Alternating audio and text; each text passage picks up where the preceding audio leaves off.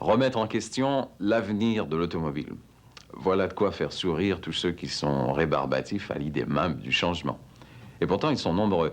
Pour la plupart d'entre nous, encore aujourd'hui, l'automobile offre les plus grandes possibilités de déplacement. À preuve, un récent sondage de la Commission de transport de la Communauté urbaine de Montréal révélant que 63% des gens qui doivent se déplacer autrement qu'à pied utilisent l'automobile. Et pourtant, nos grands-parents, témoins du premier salon de l'automobile tenu en France en 1894, ont vécu des transformations beaucoup plus radicales que celles auxquelles nous devrons faire face dans un avenir plus ou moins rapproché.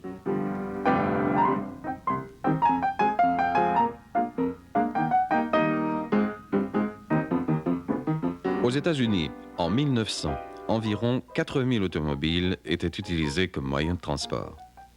De ces 4000 voitures, à peine le quart fonctionnait à l'essence, les autres étant propulsées à la vapeur ou à l'électricité. La voiture à essence ne faisait donc pas l'unanimité à cette époque. On lui reprochait d'être trop bruyante, malpropre et de rouler qu'à un quart. Mais à partir de 1907, avec Henry Ford, le moteur à explosion va connaître un grand essor.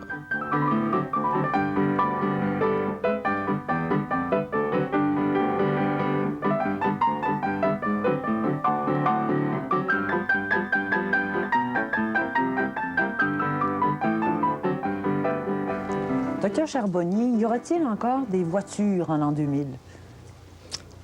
Au Canada, il y aura certainement des voitures en l'an 2000, j'en suis persuadé. Elles seront certainement différentes des voitures que nous avons actuellement. Elles seront probablement plus petites, elles seront probablement plus légères, moins puissantes. Elles seront des voitures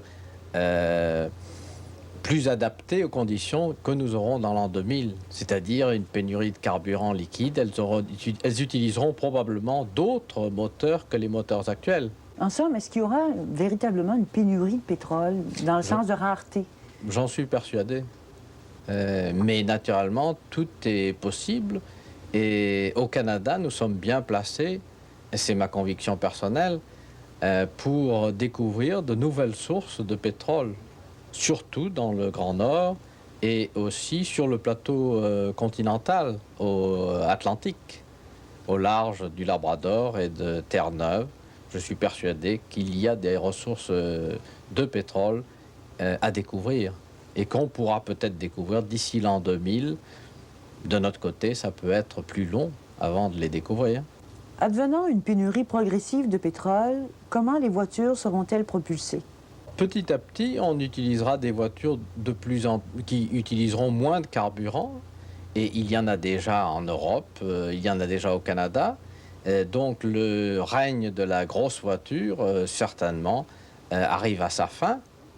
Et de cette façon, on économisera sur le carburant. D'autre part, les habitudes, la mentalité devra changer. On devra utiliser moins sa voiture qu'à l'heure actuelle. On utilisera certainement beaucoup plus les transports en commun. On utilisera aussi des moyens de communication autres. On utilisera de plus en plus le téléphone, peut-être la télévision en circuit fermé, des moyens de communication autres que le transport en commun. On habitera peut-être plus près de son lieu de travail aussi. On habitera plus en appartement plutôt qu'en maison détachée. Mais le fait qu'il y ait encore des voitures et qu'on doive remplacer le pétrole par différentes autres solutions, qu'est-ce qu'on espère trouver d'ici l'an 2000? Est-ce que les voitures rouleront? Il y aura certainement des voitures électriques, quoique certaines personnes ont beaucoup de doutes à l'heure actuelle sur la voiture électrique à cause des inconvénients des modèles actuels. Mais je suis persuadé que la voiture électrique est idéalement adaptée à certains domaines d'utilisation de la voiture. Le principal handicap des voitures électriques se situe au niveau des batteries. Leur poids et leur volume demeurent imposants et leur faible puissance ne permet qu'un rayon d'action très limité.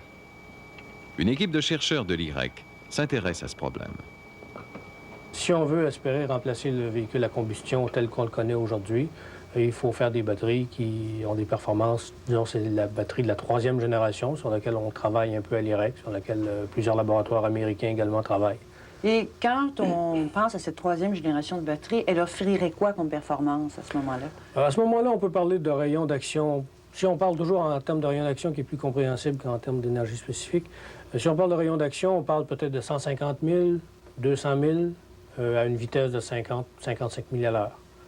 Ça devient assez comparable à ce moment-là en accélération, en rayon d'action aux véhicules à combustion qu'on connaît. Mais dans combien d'années espère-t-on mettre à point cette 3e génération? La 3e génération, bon, on est déjà quand même plus loin. On parle certainement, compte tenu de la technologie qui est assez exotique pour ce genre de batterie-là, on parle certainement un minimum de 10 ans, si on est réaliste, 15, 20 années avant d'avoir des batteries sur le marché. Alors, voici le type de batterie qu'on utilise à l'IREC. C'est le type de batterie de 3e génération utilisant un électrolyte qui est un sel fondu. Le boîtier est en acier inoxydable. On voit l'électrode positive qui, dans ce cas-ci, est formée de sulfure de fer qui est tenu dans un grillage métallique.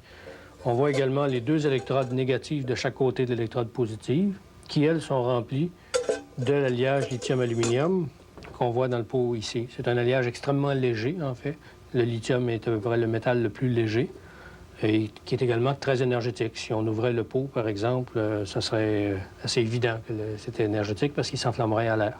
Si on compare le poids de cette 3e génération aux batteries au plomb qui pesaient environ 2200 livres dans un véhicule, qu'est-ce que ça donne? Bon, alors disons que peut-être qu'on réduit le poids peut-être à 1000, 1500 livres, mais par contre, comme l'énergie, la capacité énergétique stockée est beaucoup plus grande, à ce moment-là, pour peut-être une batterie de 1000, 1500 livres, on a peut-être un rayon d'action 4 fois supérieur à un poids double de batterie au plomb. 200 000 au lieu de 50, disons. 200 000 au lieu de 50 pour peut-être 1000 livres au lieu de 2000 livres. C'est un gain significatif. C'est un gain significatif au point de vue suspension, au point de vue performance du véhicule.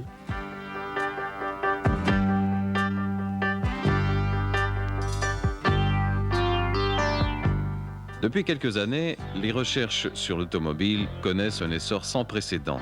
Et tant aux États-Unis, en Europe qu'au Japon, divers prototypes sont mis à l'essai. Certains de ces prototypes nous paraissent inusités, tandis que d'autres piquent notre curiosité. Entre autres, les véhicules hybrides, qui fonctionnent aussi bien à l'essence qu'à l'électricité et qui visent surtout à assurer une période de transition. Mais ceci n'écarte pas la nécessité de tout mettre en œuvre pour améliorer le rendement de nos moteurs à essence. De précieuses économies de carburant pourraient ainsi être réalisées.